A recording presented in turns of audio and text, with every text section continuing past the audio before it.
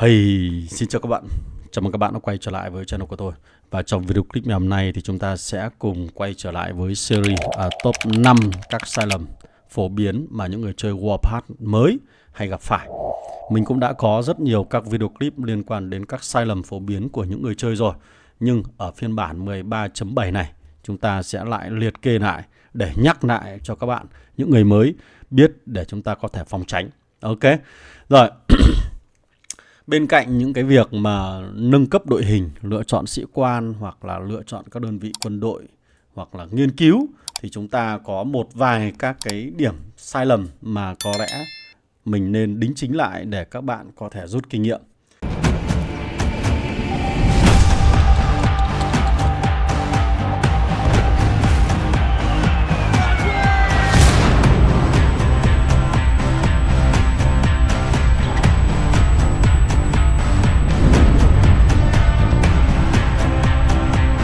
Cái sai lầm thứ nhất đó là cái việc chúng ta lựa chọn các đơn vị khó ngay trong giai đoạn đầu của trò chơi để định hướng cho một cái lộ trình dài hơi.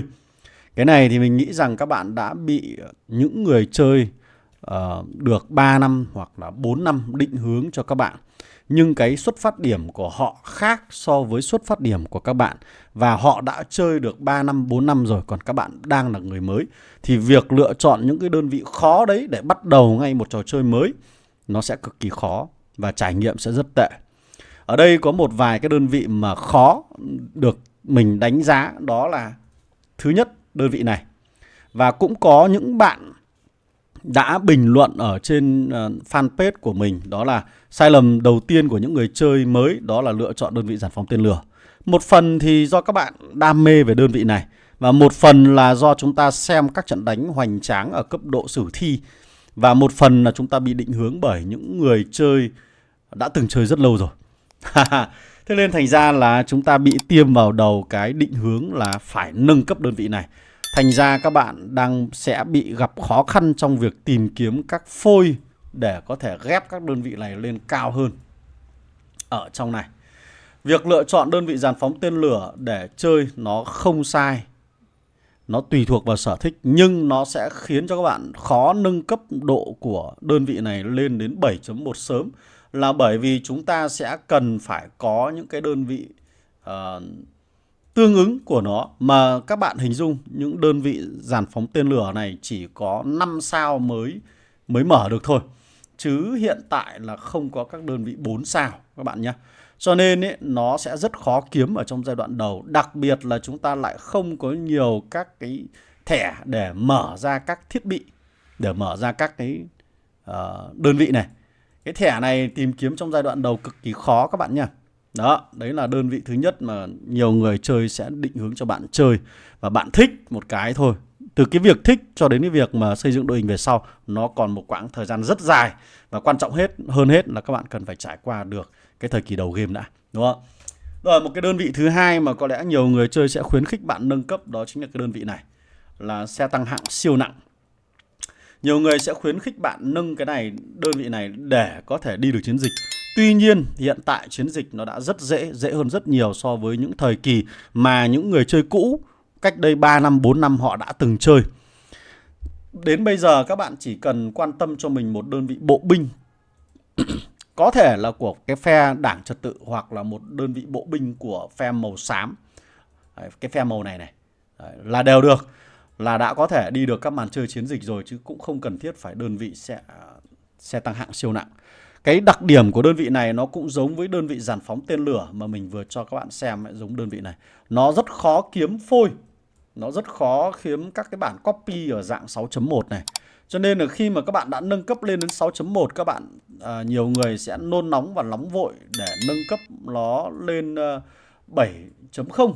Và khi các bạn chỉ cần đưa những đơn vị như thế này lên đến 7.0 2 sao như này thôi, là chúng ta sẽ phải tốn kém một hành trình rất dài để đi tìm cái phôi của con này nữa, để nâng cấp thêm 2 đơn vị 7.0 nữa cơ. Cho nên là quãng thời gian đấy dài lắm nha.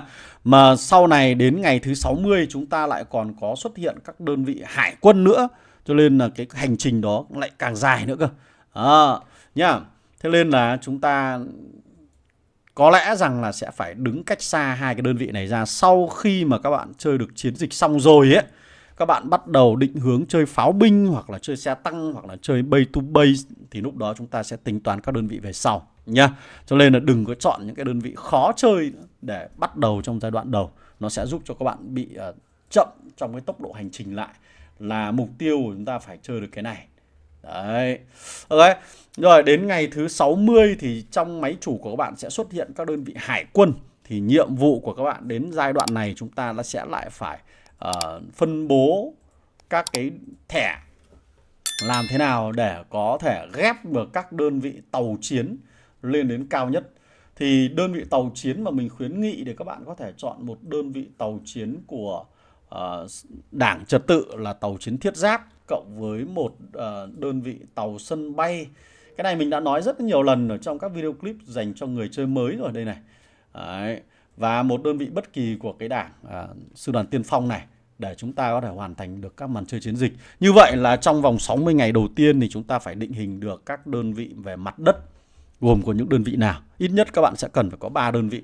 Thứ nhất là một đơn vị bộ binh, cái thứ hai sẽ là một đơn vị pháo binh có tầm bắn xa, và cái thứ ba sẽ là một đơn vị không quân. Không quân ở đây mình khuyến nghị các bạn chơi cái đơn vị này. Đó, trong rất nhiều video clip mình đã giải thích cho các bạn rồi. Ok. Rồi. Cái sai lầm thứ hai mà cũng vừa rồi mình cũng trình bày với các bạn ấy là nhiều người sẽ bỏ qua cái chiến dịch hải quân này, mà thay vào đó các bạn chỉ chơi mỗi chiến dịch mặt đất thôi. Bởi vì các bạn cho rằng là chúng ta không có các đơn vị tàu chiến, cho nên là mình sẽ không chơi cái này. Và mình cũng sẽ không đầu tư nhiều để nâng cấp level cho nó, bởi vì mình đang muốn chơi một cái đơn vị mặt đất nó khỏe hơn, hoặc là đơn vị không quân nó khỏe hơn. Thế thành ra là chúng ta sẽ bị thiếu hụt cái điểm theo giờ này. Mà thì việc thiếu hụt điểm theo giờ này thì nó sẽ khiến cho các bạn không có đủ tài nguyên để có thể mua được các vật phẩm trong này rất có giá trị dành cho các lực lượng hải quân nhé. Rồi, cái sai lầm thứ ba mà mình cũng thấy có khá là nhiều người mắc phải, đấy là việc không đánh thức hẳn một sĩ quan, mà thay vào đó các bạn có xu hướng là học tập kỹ năng của các sĩ quan này. Mình không nói đến các sĩ quan của quầy rượu nhá, mình nói đến các sĩ quan miễn phí ấy. Thì có những người là mới đánh thức được 2 sĩ quan thôi là đã đủ cho một đơn vị, cho một binh chủng của họ rồi, và sau đó họ sẽ chỉ có đi học skill thôi. Thì cái việc này nó không tốt cho các bạn trong giai đoạn đầu một chút nào, bởi vì trong giai đoạn đầu các bạn sẽ cần phải có ít nhất 10 tướng được ở dạng thức tỉnh, rực cháy như thế này này. Đấy, rực cháy như thế này này nhá. 10 tướng của các đơn vị mặt đất này. Sau đó là tìm kiếm thêm các tướng lĩnh của đơn vị hải quân và thậm chí cả không quân nữa cơ. Đó, nhưng mà nếu như các bạn không chơi không quân thì có thể bỏ qua. Còn mặt đất và hải quân bắt buộc các bạn sẽ phải có. Tuy nhiên là nếu như chúng ta chỉ tập trung có bao nhiêu tượng vàng là chúng ta nâng cấp học kỹ năng cho nó, thì sau này chúng ta sẽ không có một vị tướng nào ra hồn cả. Và đặc biệt quan trọng là chúng ta sẽ không thể chơi được các phần chơi ở trong đấu trường. Và không chơi được đấu trường nó sẽ khiến bạn không có đủ tiền để mua được những cái vật phẩm trong này. Nó sẽ khiến cho các bạn đuối dần theo thời gian đó. Ok. Đấy, thế cho nên là chúng ta sẽ nên thức tỉnh các sĩ quan thay vì là chúng ta sẽ đi học skill các bạn nhé. Giai đoạn đầu là các bạn bắt buộc phải vậy. Ít nhất tốn 720 tượng vàng cho những sĩ quan mà có thế hệ càng cao càng tốt. Cái thế hệ này này nhá. Ok. Sai lầm thứ tư đó chính là việc cộng điểm chiến thuật. Cái này thì nó sẽ ảnh hưởng đến cái quá trình mà các bạn chiến đấu. Nhiều người không hiểu tác dụng và vai trò của cái điểm chiến thuật này, khiến cho cái việc cộng điểm không được tính toán. Thì ở đây mình nhắc lại này, mặc dù mình đã có video clip cho các bạn xem rồi. Đó là gì? Nếu như các bạn mà chỉ gửi các đơn vị lính của mình vào các tập đoàn quân của người khác, thì các bạn sẽ cố gắng là nâng cấp ở cái nhánh command này lên càng cao càng tốt nha. Nhánh conditional. Đấy, mình xin lỗi, nhánh conditional mình nâng hết vào đây. Đấy, ưu tiên nâng tất cả vào đây để cho nó tăng các cái quân đội của mình, các thuộc tính của các quân đội theo binh chủng của mình lên càng cao càng tốt. Còn nếu như các bạn là những người thành lập các tập đoàn quân các nhóm quân đội thì các bạn sẽ tập trung ưu tiên nâng 35 điểm vào phần comment để chúng ta có thể mở khóa được những cái mục quan trọng, ví dụ như là tăng thêm 2 cái đơn vị lính này. Nhá. Đấy, thì cái này chúng ta phải lưu ý để tính toán để xem lại. Thì cái này các bạn hoàn toàn có thể là cài đặt lại cái điểm chiến thuật này bằng cái nút này, chỉ tốn 2.000 vàng thôi là có thể mua reset để thay đổi lại và chúng ta cộng lại thôi, chứ không có gì khó cả nhá. Tránh trường hợp là chúng ta cộng sai, cho nên là nó sẽ khiến cho cái điểm của chúng ta nó không được cao, cộng không được nhiều nhá. Ví dụ như anh chàng này là cộng đúng này. Đấy, nó sẽ được hưởng như thế này này. Ok. Còn anh em mình gửi vào thì sẽ được hưởng ở những cái đồ này. Đó. Sai lầm cuối cùng mà cũng cực kỳ quan trọng ở trong các cái phiên bản gần đây của trò chơi game Warpath, đó chính là các sai lầm liên quan đến cái tòa nhà này. Cái tòa nhà này. Nhiều người sau khi bắt đầu chơi ở trong trò chơi game, nó bắt đầu mở khóa cái tính năng này cho các bạn. Tuy nhiên trong giai đoạn đầu của trò chơi thì các bạn đang tham gia ở các chiến trường cấp độ thấp. Và ở các chiến trường cấp độ thấp như vậy thì nó không tính các chỉ số được cộng thêm ở cái mục Operation Network này. Đấy, mạng lưới tác chiến này. Thế nên là nhiều người sẽ không nâng nó. Thành ra là chúng ta sẽ bị bỏ phí nó rất là nhiều. Nhưng các bạn phải hình dung là sau này các bạn sẽ phải nâng hạng của cấp độ chiến trường lên. Chúng ta không thể đi bạc 3 mãi được. Chúng ta cũng không thể đi bạc 2 mãi được. Và chúng ta cũng không thể đi bạc 1 mãi được, bởi vì cái power của các bạn càng ngày nó càng cao lên. Thì bắt buộc các bạn sẽ phải leo rank cao hơn ở các cấp độ 4. Thế thì lên đến càng cấp độ 4 tiếp theo thì nó sẽ mở khóa những cái này. Mà lúc đó các bạn mới bắt đầu nâng ấy, thì nó sẽ thua thiệt so với những người chơi khác rất nhiều.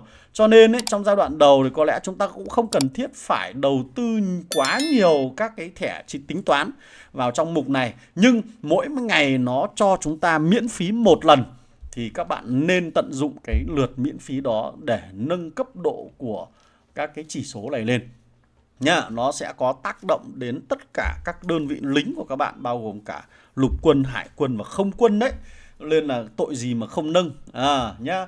Đấy, kể cả hiện tại chiến trường bạn đang đi nó đang bị kiểm soát về không, nhưng mà sau này kiểu gì nó cũng sẽ phải nâng cấp độ cao lên, cho nên là các bạn cũng không cần phải quá lo lắng nhá. Mà chúng ta không nâng cấp nó thì sẽ rất là phí. Đó, và sau này chúng ta mới nâng đuổi lại ấy, thì sẽ không thể nào đua được với những người chơi khác đâu. Ok. Bởi vì là họ đã nâng trước các bạn bao nhiêu lâu rồi, thì bây giờ các bạn mới nâng thì rõ ràng là thua rồi nhá. Rồi, trên đây là 5 cái sai lầm mà có lẽ cũng không phải phổ biến nhiều lắm, nhưng mà mình muốn làm video clip để nhắc lại cho các bạn, đặc biệt là những người chơi mới. Chúng ta nên rút kinh nghiệm để có thể hoàn thiện được một cái tài khoản tốt nhất, để cho chúng ta có một cái tài khoản mạnh mẽ nhất ở trong trò chơi game Warpath. Và ít nhất là chúng ta cũng có thể khả năng cạnh tranh được với những người chơi free to play khác. Ok. Rồi, video clip của mình sẽ tạm dừng tại đây. Hẹn gặp lại các bạn ở trong các video clip lần sau. Và nếu như các bạn còn có những cái sai lầm tuổi trẻ nào đã từng trải ở trong trò chơi game này thì cũng hãy để lại ở phần bình luận, và chúng ta sẽ cùng nhau làm thêm các video clip khác dành cho những người chơi khác để lan tỏa nó ra. Càng nhiều người rút kinh nghiệm thì chúng ta càng có cộng đồng mạnh mẽ, phải không? Rồi, goodbye, see you again.